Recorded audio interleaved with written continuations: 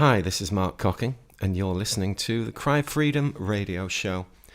Now, I must confess that I've been struggling since being asked by Lisa if I might like to say something about the EU referendum this week.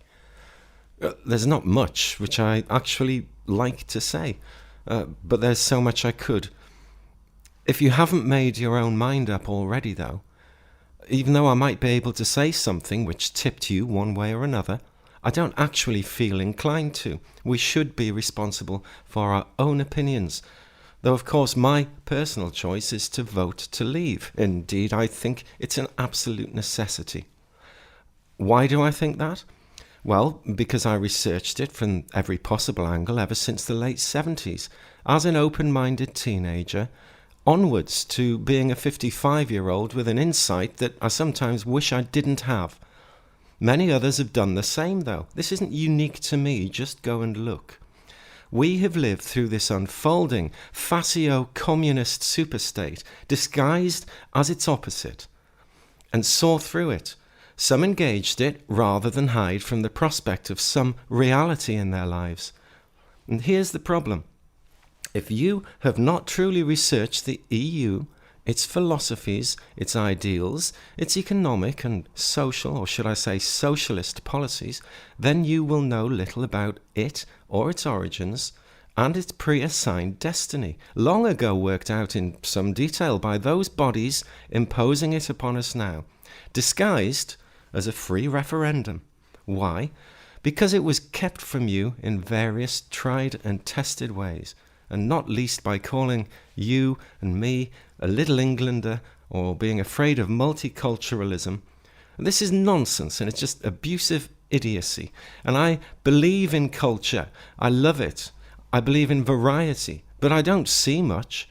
There's more in a yogurt pot than is left in the West, and this is a travesty. Even that which we import becomes westernized into mediocrity. I admire other cultures. I wonder, for example, what state food would be in this country if we hadn't been introduced to, garlic or Indian spices. But I do not believe in multiculturalism as a politically enforced policy and tool. That is called population exchange. It always leads to violence and discord, and it is the tool of a ruling elite who require such things. So those who slur the Brexit campaign with racism or xenophobia charges, they're just doing the bidding of these powers. They are, in effect, just useful idiots, and engaging them proves this every time. They don't want to know facts, only what they want to know, and that's usually nothing more than reassuring them that they're not complete retards, a vain effort quite often. This is not about fairness and balance. It's about waking a mind-controlled nation up to its fate or resisting those who can't. They're a danger to peace and liberty, but they're masquerading as the opposite. I'm tired of people who display their mental imbalance without challenge from others around them. They are, after all, how your enemy persuades you not to be bothered or to follow their path, whilst the real authority works in the reality gap between your perceptions. The reality today is that anyone can conduct this research in days and weeks now, thanks to this window of opportunity where information is available to anyone with an internet connection. But that's all it is: information, data, knowledge, and the wisdom bit is necessarily left up to you and your own mind, but so many don't, won't, or can't. So, I guess you must have to revert to other more readily visible indicators. Take a look at the economic situations in the decades since we first joined a free trade agreement with the genuine intention of market and cultural cooperation. They go up, they go down as they're intended to. They're manipulated by the money brokers to create the response required of the public. That's you. And they're doing it now. Always have, always will. Until, that is, we stop them. My point is, though, that this referendum, as has been said by all intelligent and intuitive folk, is the most important decision that you have ever been asked to make in terms of our political freedom and general welfare. and that of all generations here today and to come on these islands and across Europe itself. Yet the public have been distracted, fooled, tricked, and blatantly lied to. Anything at all to ensure that they, or at least the majority, will not and cannot be advised of enough of the political and financial realities to make a decision, which would then just be a no-brainer. We would all vote out. Indeed, we'd all be screaming it, regardless of which country we live in. There are plenty of informative lectures and debates on the subject for any who truly wanted to look and truly wanted to understand. I did, for example, just recently watch a lecture by Peter Hitchens. You know, he's one of the country's greatest debaters and commentators and journalist, writer. Well, you know. He's detailing exactly why he is clear, as are many, that the EU is just an extension of German plans detailed long ago. That the EU is simply a continuation of Germany from World War II. There are plenty of commentators from many nations, including Germany, saying exactly the same thing. You don't have to be a nationalist or right-wing to understand such stuff. Just conscious and breathing. And this is where my own research and reading for decades would concur. I've read the EU treaties and the supporting documentation as far as possible, and that in itself is a nightmare. But do note that you will see no debates, videos or otherwise, which counter these facts, for the simple reason that the facts are conclusive, and they can't draw your attention to it by engaging the debate, so they must ridicule it or call you names instead. The sad part is that 2/3 will just believe that rubbish because they are, let's face it, intellectually lazy, preferring hubris over knowledge or intelligence. Moreover, if you watch the Brexit movie, you'll see that about 25% of that excellent documentary is devoted to the fishing industry, or rather its complete destruction. And it focuses upon the North Shields fishermen in Northumberland. And the impact of the EU in the destruction of that industry in favour of foreign fishermen who now take our fish. This never was about conservation, much as the Green Party would have you believe it was. They simply stole our fishing grounds and we let them. You let them, or your parents did. They even told us in advance that this is what they would do, and this is part of the reason they were allowed to get away with it. I was so incensed that in 1997, when I was asked if I would become a campaign manager for a candidate standing for the referendum party, I did so, without having any political experience whatsoever. So I plunged in and enjoyed the weeks of hard work, whilst holding down a career and a family, and whilst attempting to wake the people up to what the EU is, in the vague hope that we may force a debate and a referendum. I personally spent a week down on North Shields Fish Quay with the fishermen, learning their stories, sitting with them in their bars, talking about nothing other than this subject and their industry, all of which came to pass exactly as stated back then. You see, you don't need to be a prophet, you just need to look. And my own research gave me cause to be suspicious of the referendum party itself and its financiers. Yet it presented an opportunity to move beyond theorising and to enter the field of battle, so to speak. Among much else, I met and spoke with James Goldsmith, who headed the party. And believe me, the questions I asked him went far beyond those which some loyal, starstruck party devotee would ask. So it's fair to say that I had a detailed insight through my own research and my on-the-ground activities. It's also fair to say that I've no party political allegiances or ideals. Indeed, I see party politics for what it truly is, a sham, warm-up act designed to entertain the people while the main act takes place behind the backdrop. Now they're changing the backdrop. Jonathan Kelly was right. The other insight, though, which I have into that world is, of course, my financial career and the studies I engaged in as a result of events surrounding my fellowship of the Chartered Institute of Bankers and my realizations about who they are and what they're doing. But back to the referendum. And how people are deciding which way to vote, because herein lays our shame. After 2 decades of EU propaganda in the form of conditional grants and quotas poured into our schools, colleges and workplaces, as well as the arts generally across the board, as a result of this we've got a young generation of snowflake children, so indoctrinated that were you to suggest a possible alternative to the EU, or that the EU could be bad in any way at all, they literally seize up. They have no knowledge, and no response is forthcoming other than that well-known look of programming limits being attained. Beyond them, though, we have the induced ignorance of the general populace, and that's due to lack of information, combined with the fact that most folk are intellectually lazy and have been trained to be so. Here's one example, a real one, of Mr. and Mrs. Average, and let's call them Bert and Betty.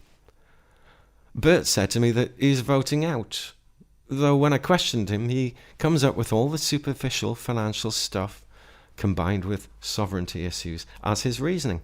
Well, that's okay. At least he engaged his mind to look and realise that to vote Remain does truly mean the end of democracy in the UK. Now, I know it's in a bad enough state, and he agreed.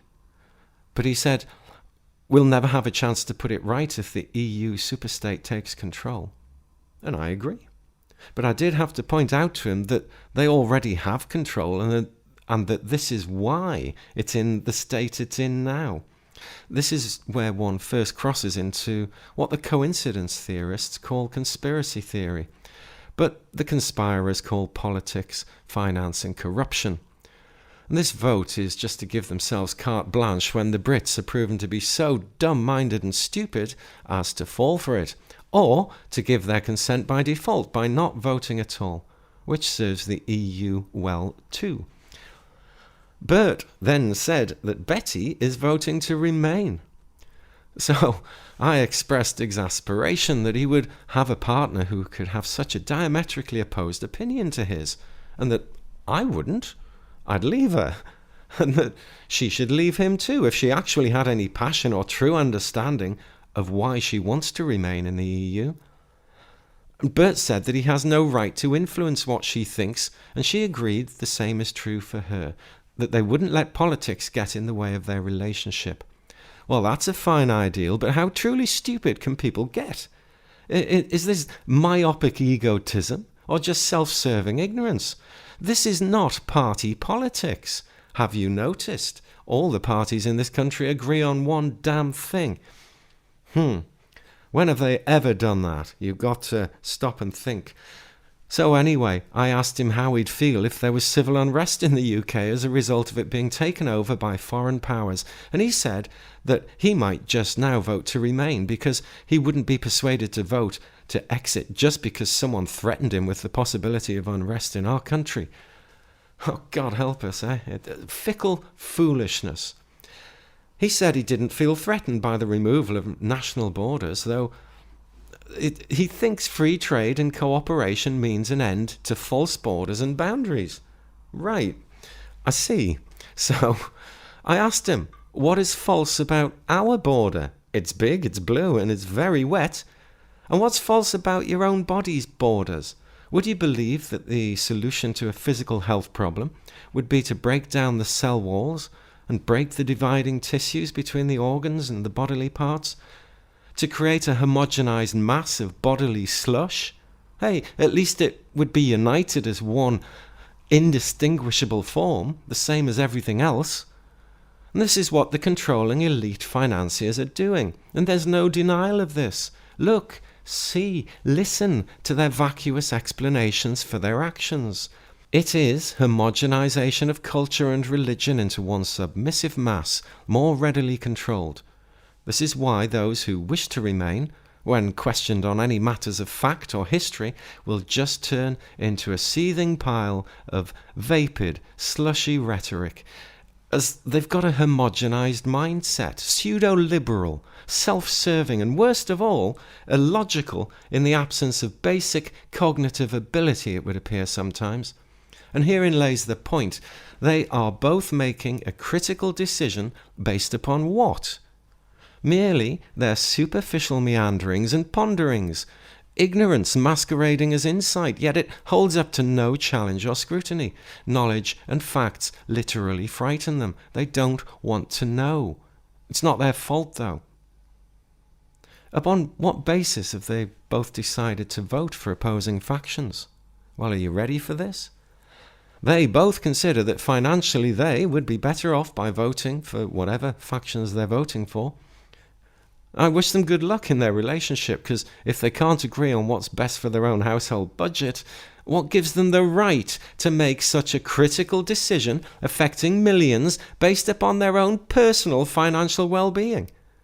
So I called them self-serving, and they're apparently happy to be so, in complete betrayal of their children's future on the grounds of some inane reasoning.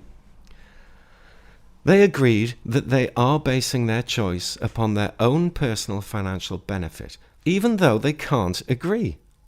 Why shouldn't they say? Isn't that what it's all about? I pointed out the obvious irony in that if they couldn't even agree between themselves, and possibly due to lack of knowledge at any level, good luck, Mr. and Mrs. Thicko. Don't be too upset when I remind you in the streets how you sold your nation on a promise of nothing more than an EU grant to your local authority of your own money, or the vacuous promise of togetherness and cooperation, none of which has materialized in the last 40 years of this beast. When I was a kid, such people were called treacherous, even traitors, and nowadays they're called remainers. Am I a loyalist to some little England? No. Only to the land, not to the criminal land-grabbing royalty. Am I a Republican? No, I'm a realist. And if we don't exit the EU, we will face a decade of internal strife and possibly even civil war. That's not fear-mongering. Look around you. If you're unable to work out how it could possibly go that way, then vote to leave and buy the time to learn. You can always enter again later. After all, it's quite clear that they want you. Or, if in your indecision you vote for this Nazi empire, do not expect pity or sympathy when it all explodes. Don't tell your kids you believed in multiculturalism. They won't respect you in your humiliation at bringing some Orwellian nightmare into their reality. And much as love, peace and humanity is my driving force too, I, and many like me, shall disrespect you for your ignorance. I just hope that it doesn't have to be shown physically when you defend the invaders as they come to lock us up for having these opinions. Because we have decades of passion and knowledge behind us, whereas those who oppose this approach have nothing beyond an opinion which can vaporize tomorrow, together with their courage and their humanity. These are the forces you unleash if you vote to remain. A golden rule applies. If you're not sure, buy time. This referendum is the turning point upon which the global imposition of the New World Order can be delayed and even stopped. If that means nothing to you, or you were to vote either way based upon economic issues of any sort, as I know many are, because they've been trained to be this way, then shame on you for your selfishness, bigotry, and even racism. Yes, racism. The charge which the Remain mindset like to hurl at the exit campaign is in fact a smokescreen for the ignorant to hide behind, and in doing so they are supporting a regime which is racist in the extreme, fascist in its ideology, and communist in its social engineering. Ladies and gentlemen, welcome to the New World Order, a turning point, a nexus in history, when, with the hindsight of only a few years from now, history itself will acknowledge that this was the moment when a truth movement, battered as it was from years of political, religious and intelligence service indoctrination and infiltrations, became a resistance movement. One thing I know is that had any government in the last 30 years asked the British people if they want to retain independence, 90% would have said yes. And this is why they've had to wait. Now they believe that their indoctrination and their money will bring us into the fold irrevocably. But they haven't got any money. They're broke, have you noticed? If they are wrong and this nation has not lost all its balls, we could stage a Brexit and have street parties across the nation. This time, though, we won't be worshipping the Queen, for she said nothing, nout, diddly bloody squat to defend her subjects. We wouldn't be worshipping the EU beast, but celebrating freedom as our politicians look out from their ivory towers with a sense of knowing that their time is over, knowing that change is coming as the people advance upon them to ask them a question, the scene for which has been set by current events in full view for the first time, now subject to a referendum, triggering the consciousness of those who have never even engaged the subject before.